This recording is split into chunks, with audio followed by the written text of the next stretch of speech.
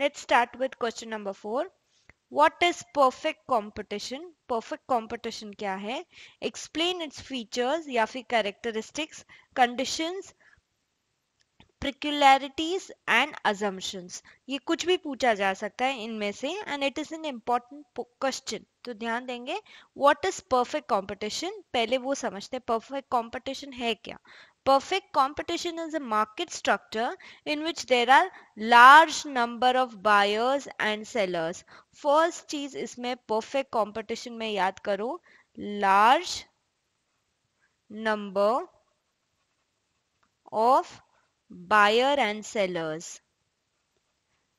ऐसा कहाँ होता है?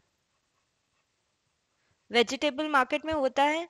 खरीदार भी बहुत है, बेचने वाले भी बहुत है. आलू 20 रुपए किलो, 20 रुपए किलो कितना सुलाई देता है वेजिटेबल मार्केट में, या कोई और वेजिटेबल. सब अपनी वेजिटेबल सेम प्राइस पे बेच रहे हैं.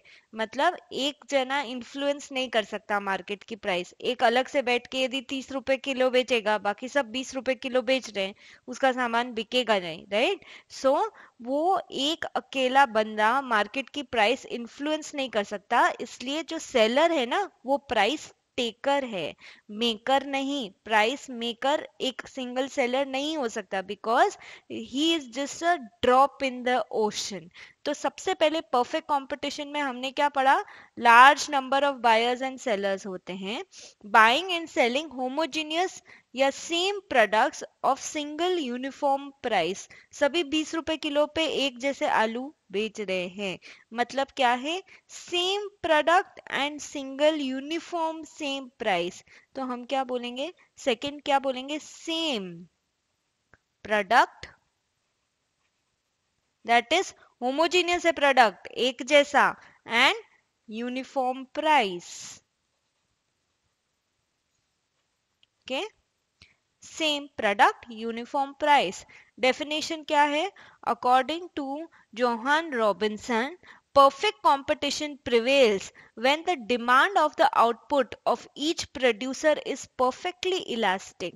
अब इसका क्या मतलब है perfectly elastic का? यदि बहुत सारे लोग मार्केट में बेच रहे हैं सामान, और एक अकेला जाए और बोले कि मैं प्रीमियम चार्ज करूंगा, मतलब 20 रुपीज केजी की बजाय 30 रुपीज केजी चार्ज करूंगा, तो उसकी सेल जीरो हो जाएगी और दूसरों की सेल उस हिसाब से बढ़ जाएगी. यानी कि you have to flow with the market का ट्रेंड. दैट इज आप अकेले एक कुछ नहीं कर सकते. परफेक्टली इलास्टिक यानी जीरो भी हो सकता है और फुल भी हो सकता है. एक इलास्टिक की तरह, रबर बैंड की तरह आपका जो आउटपुट है, हाँ, उसकी डिमांड चेंज हो सकती है. That is perfectly elastic. एक रबर बैंड होता है, रबर बैंड को आप आराम से पूरा स्ट्रेच कर लो, पूरा खींच लो, तो दैट इज परफेक्टली इलास्टिक. तो डिमांड या तो एक जीरो भी हो सकती है या फिर फुल डिमांड भी हो सकती है. That is perfectly elastic. अभी इसमें हम ग्राफ के थ्रू समझते हैं कि मार्केट में एक सर्टेन प्राइस पे जो सभी सेलर्स चार्ज कर रहे हैं, एक सर्टेन प्राइस पे एक सर्टेन क्वांटिटी डिमांड की जाती है. तो ये प्राइस का है वाई एक्सिस, और एक्स एक्सिस ये सर्टेन क्वांटिटी डिमांड की गई.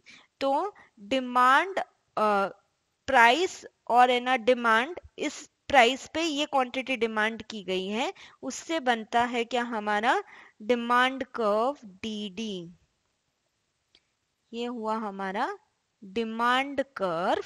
और ये उस प्राइस पे हम इतनी क्वांटिटी सप्लाई कर रहे हैं, तो ये हुआ हमारा सप्लाई कर्व एस एस. इसका देखो, डिमांड कर्व हमेशा इस तरह से डाउनवर्ड स्लोपिंग और सप्लाई कर्व इस तरह से आता है. जहां ये मिलते हैं वहां पर वो प्राइस डिमांड एग्जिस्ट करती है कि इस प्राइस पर इतनी क्वांटिटी सप्लाई की जाएगी, ये क्वांटिटी सप्लाई की जाएगी. That we will take in detail. यहाँ पर मैंने जस्ट एक इंट्रोडक्शन दिया है.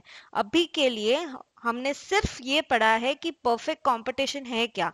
परफेक्ट कंपटीशन में सबसे पहले large number of buyers and sellers, and they are all selling the same product at a uniform price.